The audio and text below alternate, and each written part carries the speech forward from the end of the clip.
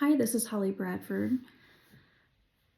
I'm submitting my week 5 video blog for spiritual integration. I have read the Daniel 2020 textbook in its entirety. The ethical principle or standard from the ACA Code of Ethics that I have grown in harmony with during this course is fidelity, being consistent and faithful regardless of the other person's reaction. One is not dependent on the other. I think this type of harmony, it looks like 100% commitment to each and every client,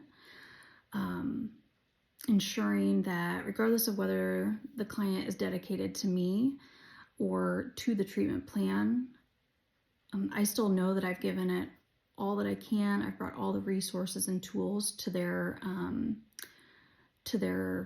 sessions, and I'm remaining faithful for the counseling process with that client.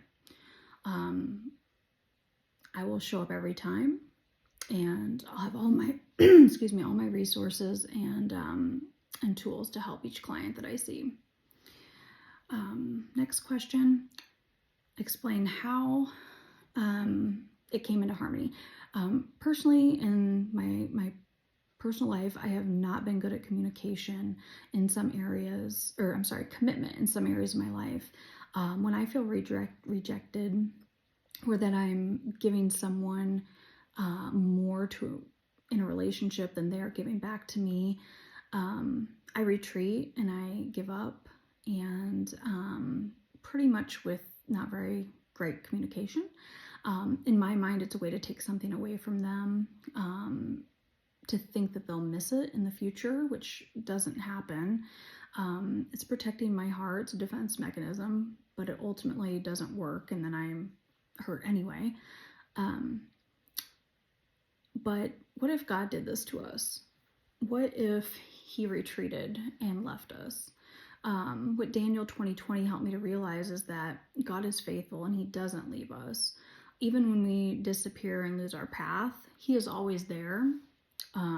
He's waiting for us to come back, and we always can. I understand that the client and counselor professional relationship, it's a dynamic one, and despite how I've dealt personally with imbalanced relationships, I want to remain faithful to my clients professionally. I want to be a stable, trustworthy place for them to come and work through life challenges. I want to remain faithful to them through my relationship with God. The ethical principle that still remains in conflict for me is justice. At the beginning of the course, I would not have felt like I treat or see people differently based on, social status, race, education, sexual orientation, etc. I felt like it was very fair, but we all have biases, and it's based on our own experience and our own background. For example, I'm a single mom, and my daughter's father is not really in her life, and I could bring that bias and that feeling into a session with a client very easily, and that's not fair to all fathers that walk in and need counseling. Also, I felt kind of racist towards my own race in the past, just based on ignorant comments and assumptions about different races that have been shared with me. Returning to the Midwest, I was concerned about that with my daughter being biracial. And I just really disliked Caucasian people because of, how they spoke of other races.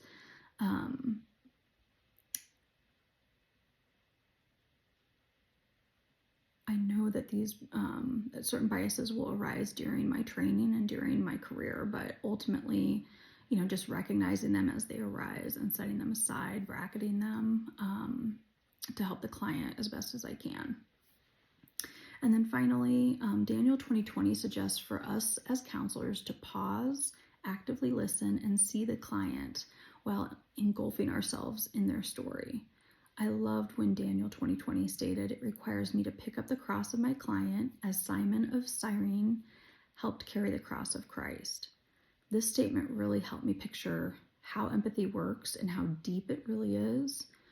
Just the weight of the cross was very demonstrative for me.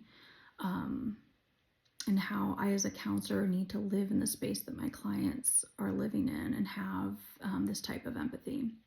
My first action would be to, listen first to understand their background and culture, understand their underlying beliefs and values. Next, I would seek education and training on multicultural topics to further my knowledge on different backgrounds, races, social statuses, gender identity, etc. Lenny's et al. 2019 discussed the development of color conscious multicultural mindfulness training, CCMM training.